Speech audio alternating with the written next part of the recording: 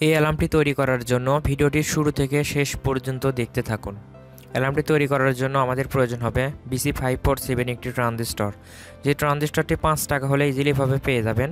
আমাদের একটি 12 ভোল্ট বুজারের প্রয়োজন হবে। আমাদের প্রয়োজন হবে একটি RGB LED বাল্ব। আমাদের দুইটি রেজিস্টরের প্রয়োজন হবে। এখানে আমরা একটি 180 ওহমের রেজিস্টর এবং একটি 100 ওহমের রেজিস্টর ব্যবহার করব। আমাদের একটি 9 ভোল্ট ব্যাটারির প্রয়োজন হবে। কাজের সুবিধার্থে 9 ভোল্ট ব্যাটারির দুইটি টার্মিনালের সঙ্গে আমরা দুইটি তার সোল্ডারিং করে নিয়েছি এবং পজিটিভ তারের সঙ্গে একটি সুইচ সোল্ডারিং করে নিয়েছি। প্রথমে 180 ওহম রেজিস্টরটি 12 ভোল্ট বুজারের দুইটি টার্মিনালের সঙ্গে সোল্ডারিং করে নিতে হবে। আমরা এভাবে সোল্ডারিং করে নেব। এবার আমরা BC547 ট্রানজিস্টরের সঙ্গে বিভিন্ন ধরনের টার্মিনাল সোল্ডারিং করব। আমরা প্রথমে পিন লেআউট সম্পর্কে জেনে নিই। Collector, base, emitter. RGB LED বাল্বটির সম্পর্কে আমরা একটু জেনে নিই। বড়টা পজিটিভ এবং ছোটোটা নেগেটিভ টার্মিনাল। বড় টার্মিনালটি ট্রানজিস্টরের কালেক্টর টার্মিনালের সঙ্গে এবং ছোটোটা বেস টার্মিনালের সঙ্গে সোল্ডারিং করে নিতে হবে। আমরা স্ক্রিনে ঠিক যেভাবে সোল্ডারিং করছি এভাবে সোল্ডারিং করে নিতে হবে।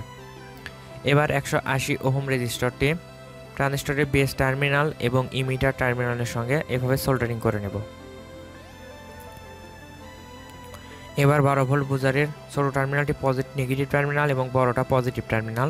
তো এবার ছোটো টার্মিনালটি আমরা কালেক্টর টার্মিনালের সঙ্গে সোল্ডারিং করে নেব।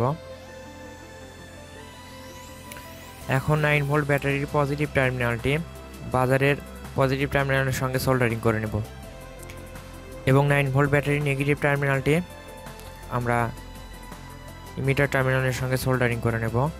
আমাদের সার্কিটটি তৈরি হয়ে গেছে। এবার আমরা সার্কিটটি চেক করে দেখব।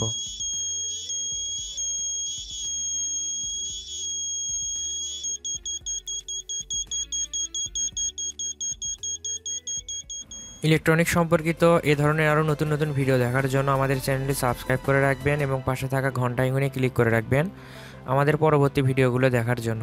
ভিডিওটি ভালো লাগলে অবশ্যই ভিডিওতে একটা লাইক দিয়ে যাবেন। কোনো কিছু জানার থাকলে কমেন্ট করে জানিয়ে দিতে পারেন। এই ভিডিওটি দেখার জন্য আপনাকে অসংখ্য ধন্যবাদ।